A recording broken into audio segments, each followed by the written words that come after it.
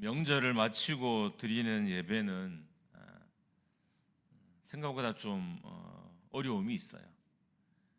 그러니까 휴가 기간이 끝났을 때 예배와 또 명절 지내기 전보다 지난 후의 예배는 여러분은 어떤지 모르지만 저는 되게 어려움이 있습니다.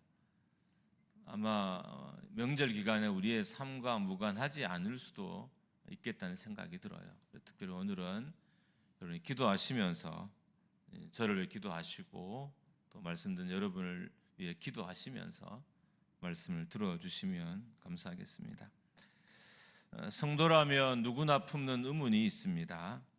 성도만 품는 의문은 아니고 불신자들도 이런 질문을 종종 하고 기독교를 공격하는, 무신론자들이 기독교를 공격하는 한 주제이기도 합니다. 하나님이 왜 선악과를 만드셔서 에덴 동산에 두셨을까 하는 문제입니다. 창세기 3장 3절에 보면 하나님께서 선악과를 동산 중앙에 두셨다라고 하고 있습니다. 그러니까 아담과 하와가 가장 잘 보이는 곳에 선악을 알게 한 나무를 하나님께서 두셨어요. 그렇게 두시고는 이렇게 말씀하셨습니다. 3절입니다. 3절 말씀 우리 같이 한번 읽도록 하겠습니다. 동산 중앙에 있는 나무의 열매는 하나님의 말씀에 너희는 먹지도 말고 만지지도 말라 너희가 죽을까 하노라 하셨느니라. 그러니까 가장 잘 보이는 곳에 두시고 가장 접근하기 쉬운 곳에 두시고 먹지도 말고 만지도 말라고 하셨습니다. 그래서 사람들이 이해하기가 더 어려운 거예요.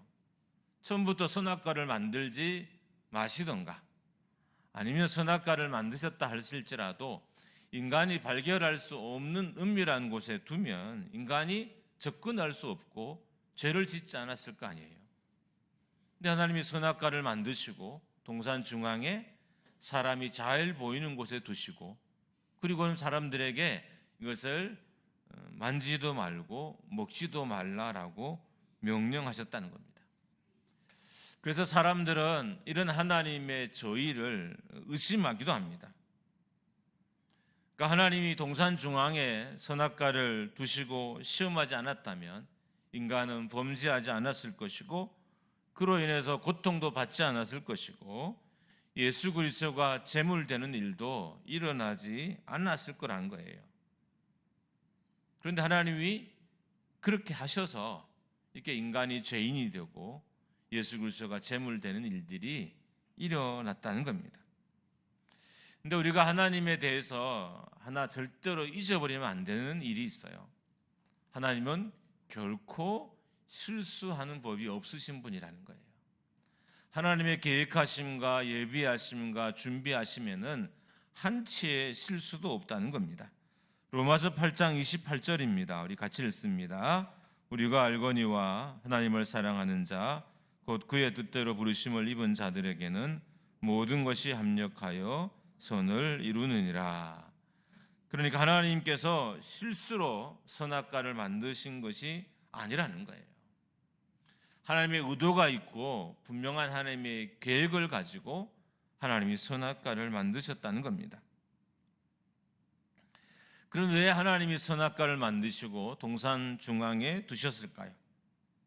그것은 하나님이 인간과 하나님 사이에 피조물과 창조주 사이에 경계를 두시고자 함 때문이었습니다. 하나님은 창조주와 그리고 피조물의 경계를 선악과로 만드셨어요. 하나님께서 우주를 창조하시고 창조하신 것들의 경계를 만드셨는데 그 경계가 바로 선악과라는 거예요. 하나님은 우주를 만드신 이후에 많은 종류의 경계를 만드셨어요. 시편 104편 9절입니다. 우리 같이 한번 읽습니다. 시편 104편 9절 시작. 주께서 물의 경계를 정하여 넘치지 못하게 하시며 다시 돌아와 땅을 덮지 못하게 하셨나이다. 시편 104편 9절에는 물의 경계를 만드셨다 그랬고 시편 74편 17절에는 땅의 경계를 만드셨다는 거예요.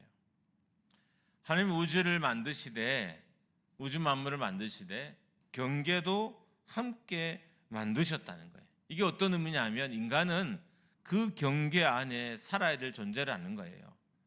하나님이 경계를 만드셨고, 그렇기 때문에 인간이 그 경계 안에 사는 것이 인간의 참된 행복이라는 겁니다. 그러니까 여러분과 제가 행복하라면, 행복하게 이 땅의 삶을 살려면 하나님이 피조물을 두신 경계 가운데 우리가 살아야 우리가 참된 행복을 누릴 수 있다는 의미입니다. 죄로 인해서 우리가 고통받지 않으려면 피조물의 자리에 계속 있어야 된다는 거예요. 그러니까 창조주의 자리에 가면 안 된다는 거예요. 그래서 하나님께서 경계를, 온갖 종류의 경계도 만드시고, 특별히 그 중에 하나님과 창조주와 피조물의 경계도 엄격하게 만드셨는데, 그것이 선악과라는 거예요.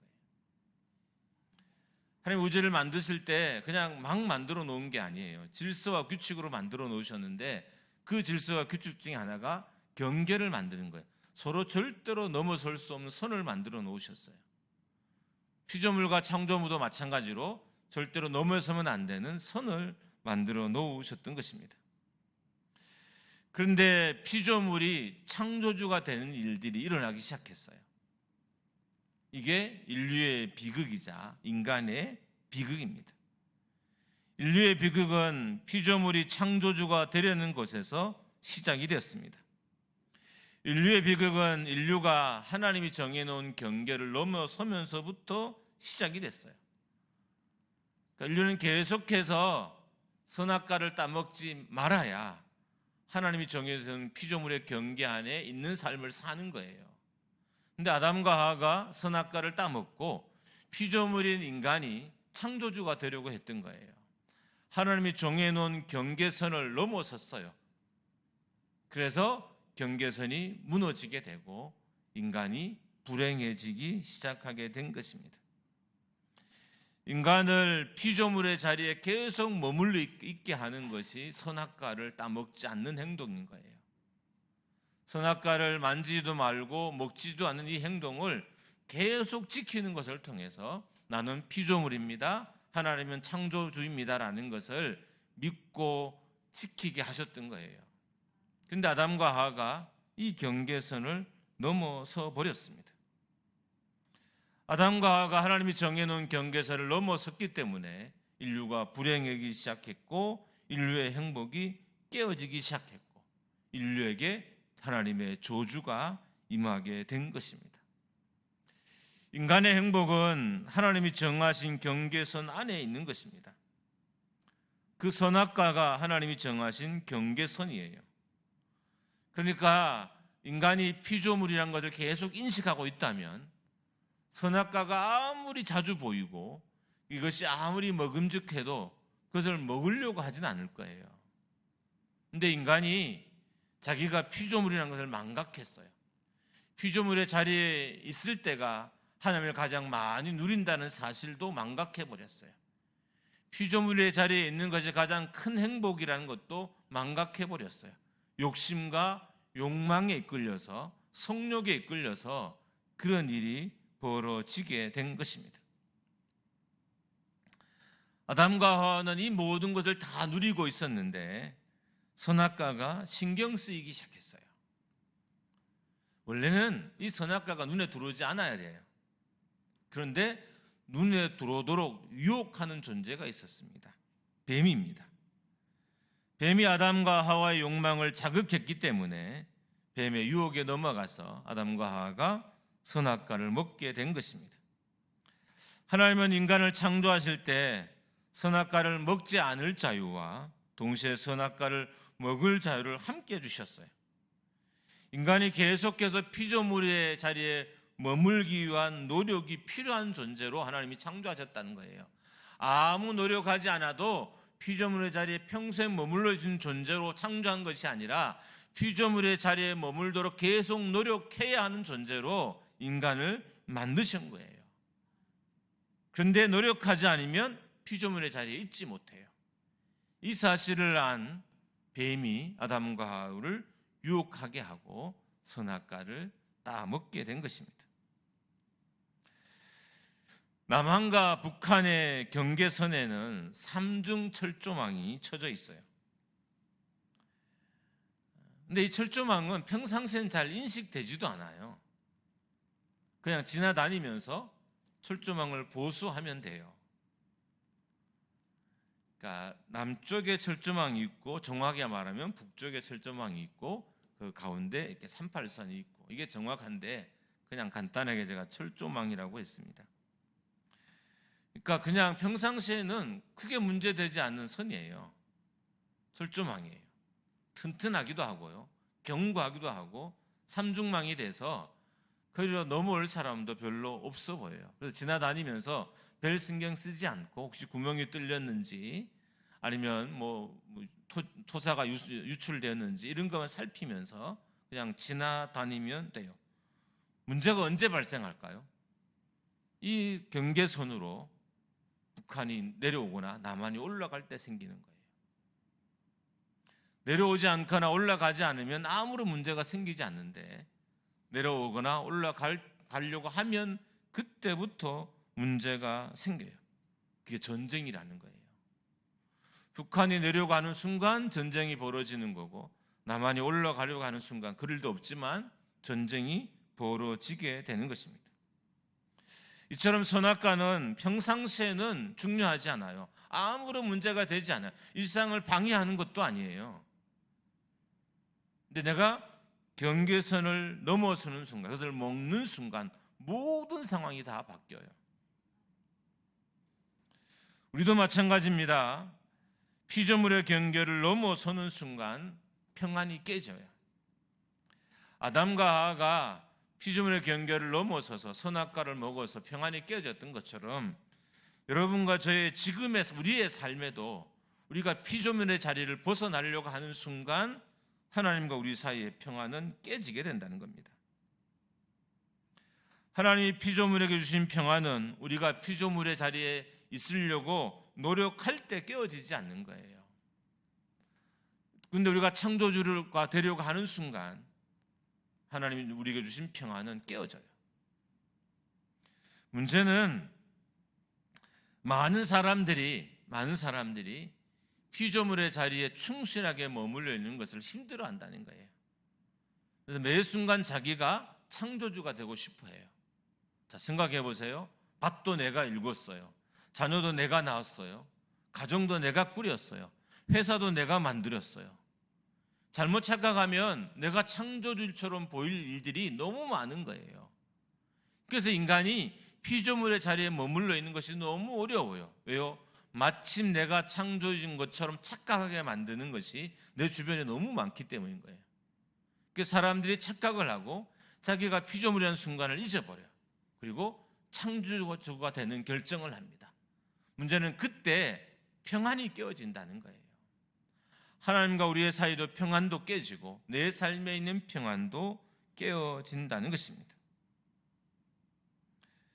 하나님이 정해놓은 선을 마음대로 넘는 인간들에 의해서 하나님의 평안이 깨어지는 것입니다. 어느 누구도, 지금 이 설교를 들고 있는 여러분과 저 중에 누구도 내가 피조물의 자리에 돌아가야 된다고 생각하지 않아요.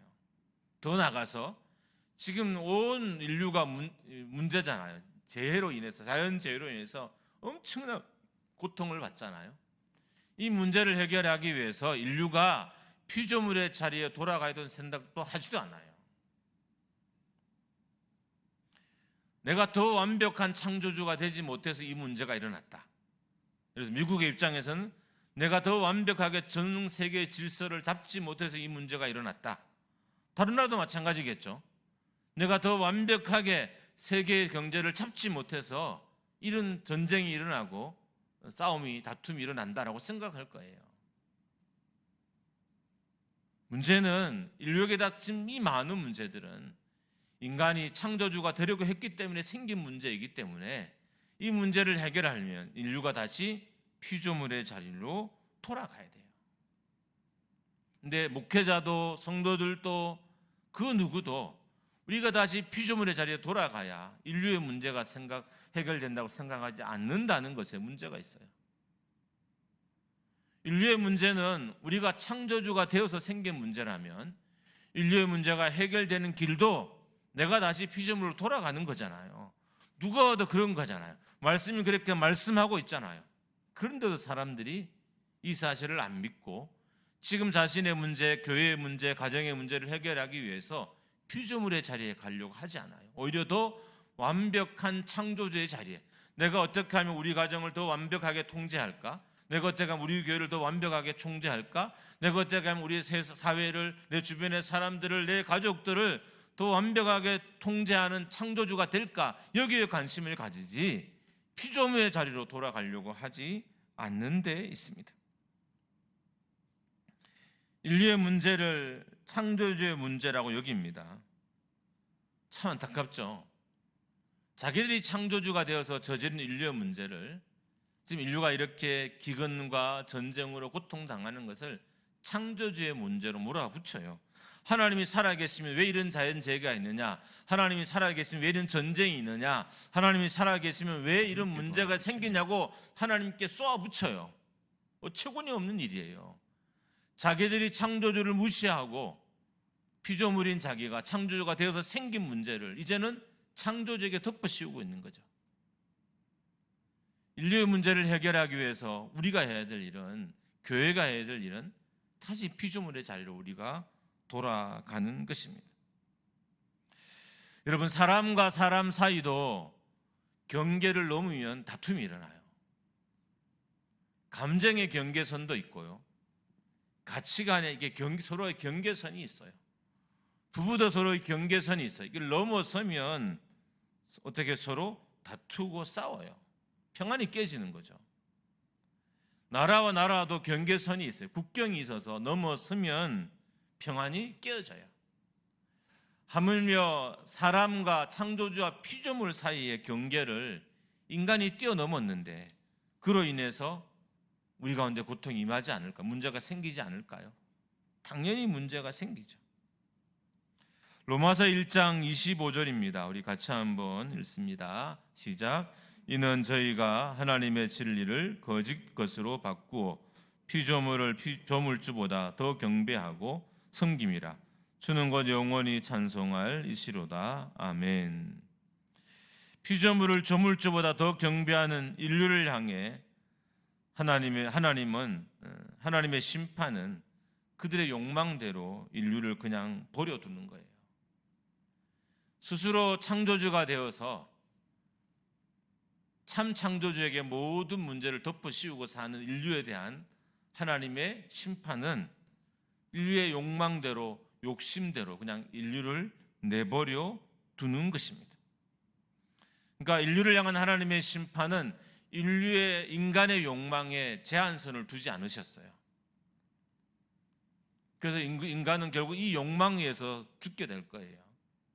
그리고 성욕도 마찬가지예요. 하나님이 음욕대로 인류를 그냥 버려두셨어요. 여러분, 지금 선진국에 한 사회들의 실상을 가보세요. 과연 선진국일까요? 경제는 좀 부할지 모르지만 그들이 하는 행위를 보면 과연 선진국, 후진국보다 훨씬 더 못한 삶을 살아요. 개인적인 윤리들은. 그러니까 하나님이 음욕대로 그냥 버려둔 거예요.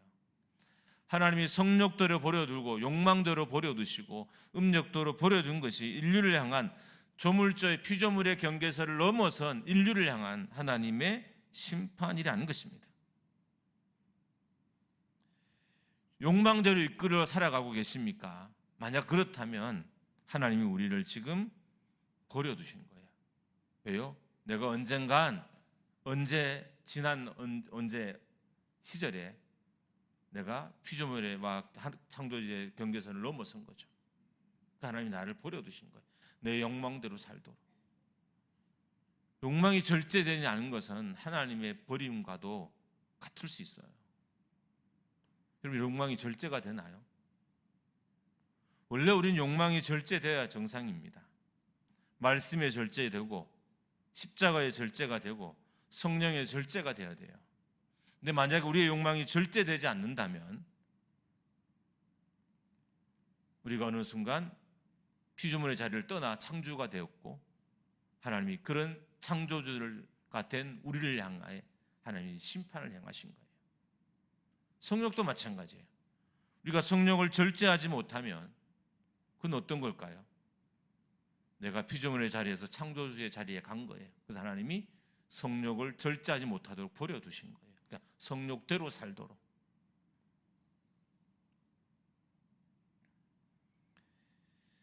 그런 의미에서 건강한 비전과 욕망을 가졌다는 건 엄청난 축복이에요.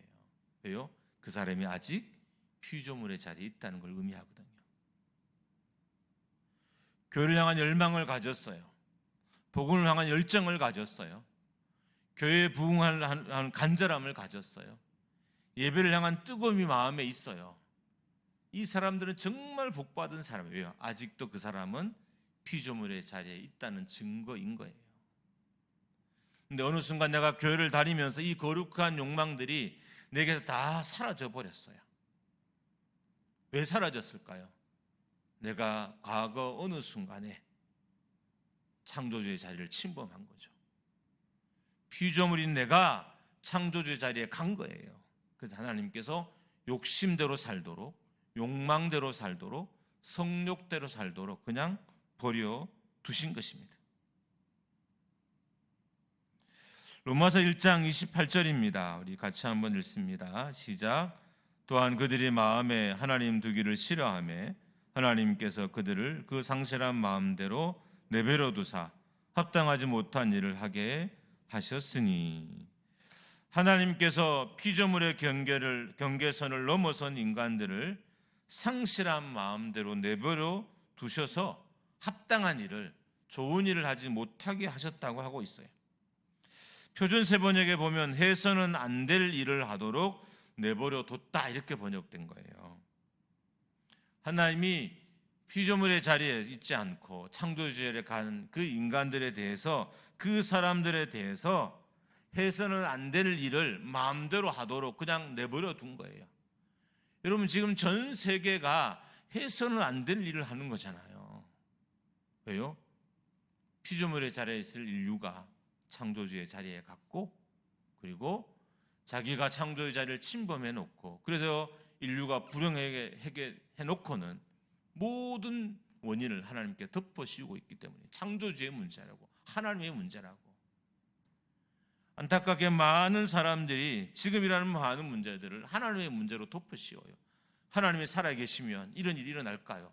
하나님이 계시다면 이런 역사가 있을까요? 라고 하나님께 덮어씌웁니다. 이렇게 말을 하고 이렇게 행동한다는 것은 그가 이미 피조물의 자리를 떠나서 창조주가 되었다는 의미인 것입니다. 이 시대는 회복이 필요한 시대입니다. 근데 어떻게 회복을 우리가 얻을 수 있을까요? 우리가 가정의 회복도 그렇게 간절히 바라잖아요. 교회 회복도 그렇게 바라요. 그리고 목회자들이 지금 거의 막 많은 목회자들이 목회를 포기하듯이 살아요. 진짜 목교회를, 몇 교회를 제외하고는 목회를 포기하듯이 살아요. 왜 그런지 아세요? 안 되니까. 회복하기를 원하는데 안 돼요. 열심히 했는데 안 돼요. 그래서 너무 힘들어해요. 근데 방법이 틀렸어요. 말씀에 의하면 회복은 우리가 피조물의 자리에 갈 때 하나님 우리에게 주시는 거예요. 어느 순간 넘어선 창조주의 자리를 내가 포기하고 내려놓을 때 다시 하나님이 우리에게 회복을 허락해 주시는 것입니다. 지금 우리에게는 새로운 피조물이 되는 시간이 필요해요. 고린도후서 5장 17절입니다. 같이 한번 읽습니다. 시작.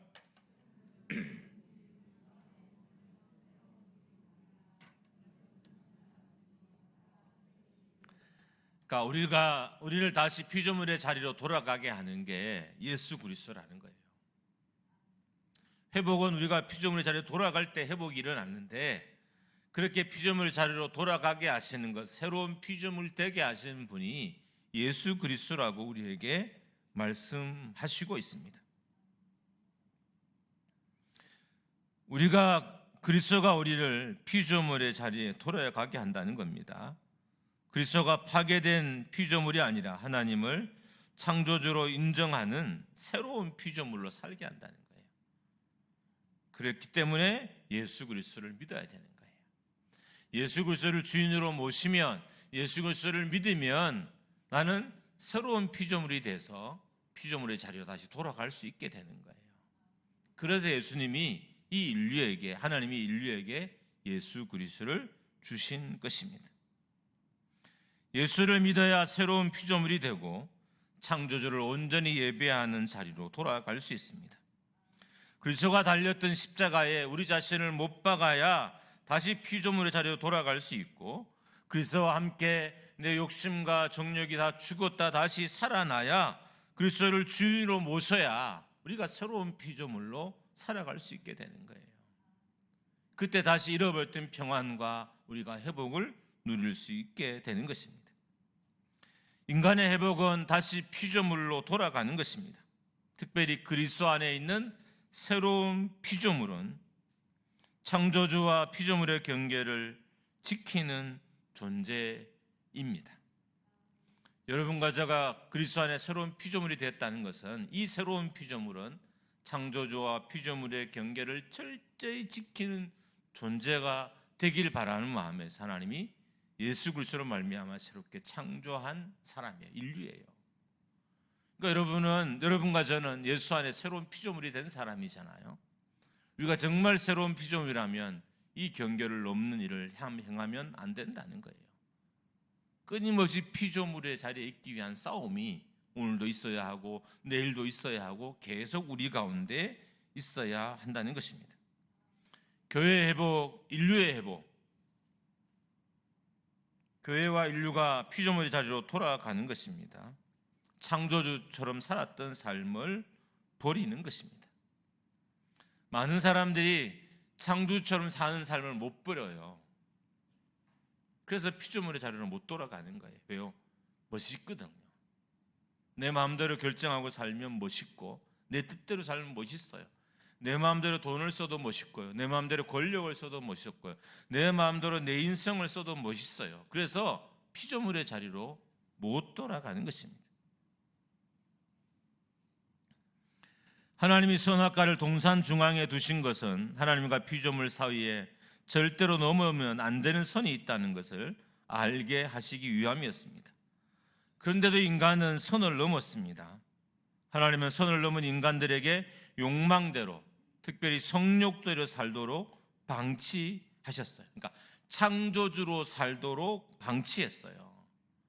우리가 창조주로 사는 것은 축복이 아니라 저주인 거예요.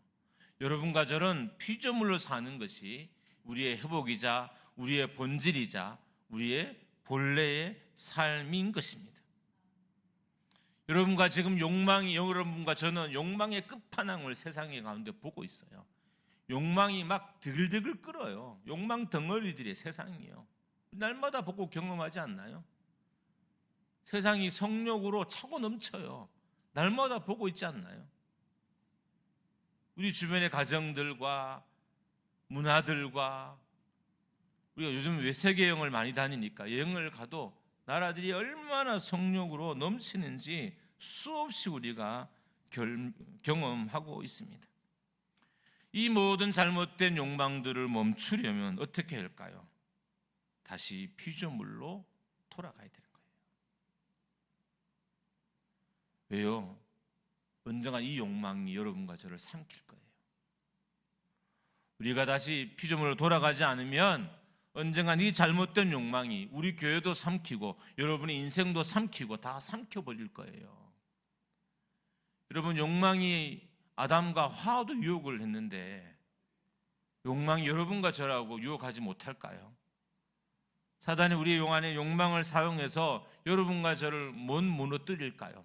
날마다 사단이 여러분과 저를 공격할 거예요. 그럼 우리도 동일하게 피조물의 자리에 머물기 위한 날마다 처절한 싸움이 있어야 돼요. 하나님, 오늘도 나를 피조물로 살게 해주십시오. 하나님, 나를 오늘도 피조물로 살게 해주십시오. 하나님, 형제나 내가 창조주가 되는 결정을 했다면 하나님, 나를 불쌍히 여겨주시고 오늘도 나를 피조물로 살게 해주십시오라고 끝없이 간구하고 소망하고 갈망해야 우리가 다시 회복될 수 있고 피조물의 자리에 계속해서 머물러 있을 수 있습니다. 여러분, 제가 바라는 소망이 하나 있어요. 여러 번 말했지만 예배에 대한 회복입니다. 저는 정말 예배가 잘 드려지는 정도의 교회가 아니라 정말 예배를 통해서 하나님의 영광을 받으실 뿐만 아니라 여러분과 저의 삶에 정말 놀라운 변화들이 일어나는 이 예배들을 드리고 싶은 소망이 늘 간절하고 그것 때문에 많은 고민과 어떤 결정들이 제 삶에 늘 있어요. 그런데 예배의 회복도 여러분 우리가 피조물로 돌아가야 누릴 수 있습니다. 창조주는 예배를 받는 분이고 피조물은 예배를 드리는 분이잖아요. 그런데 인간이 창조주가 되어서 예배는 결국 인간이 주인공이 된 예배가 되어버린 거예요. 여러분, 지금 이 땅에 많은 교회가 사람이 주인공 예배를 드리고 있어요. 왜요? 우리가 창조주가 된 삶을 살고 있거든요. 여러분이 창조주의 삶에서 내려오지 않으면 결코 우리는 회복된 예배를 이 자리에 드릴 수 없습니다. 창조주의 자리에서 내려오십시오. 아니라고요? 아니요. 지금 창조주의 자리에 계신 거예요. 욕망이 여러분을 이끌어가고 있다면 창조주의 자리에 계신 거예요. 성령이 여러분을 이끌어가고 있다면 여러분 창조주의 자리에 여러분 계신 거예요. 여러분이 여러분 인생의 주인이 되어 있다면 여러분은 창조주의 자리에 있는 거예요. 우리가 말을 조곤조곤하고 겸손한 것처럼 보인다고 그 사람이 피조물의 자리에 있는 걸까요? 아니요. 그 사람이 행동과 결정들을 보면 알 수 있어요. 참된 예배의 회복은 우리가 피조물의 자리로 다시 돌아가는 것입니다. 사람들은 선을 넘는 것을 용기라고 합니다. 어떤 경우는 그것을 위대함이라고 칭송하기도 합니다. 철학에서는 인간성의 회복이라고 합니다. 아닙니다. 선을 넘는 건 파괴이자 곧 죽음입니다. 회복이 아니라 곧 절망입니다. 우리가 다시 행복해지려면 다시 피조물로 돌아가야 돼요. 여러분과 제가 다시 피조물로 돌아가는 역사가 우리 안에 만들어지기를 주님의 이름으로 축복합니다. 온전한 피조물이 될 때 우리가 하나님의 영광을 경험할 수 있습니다. 여러분, 창조주처럼 결정하지 마십시오.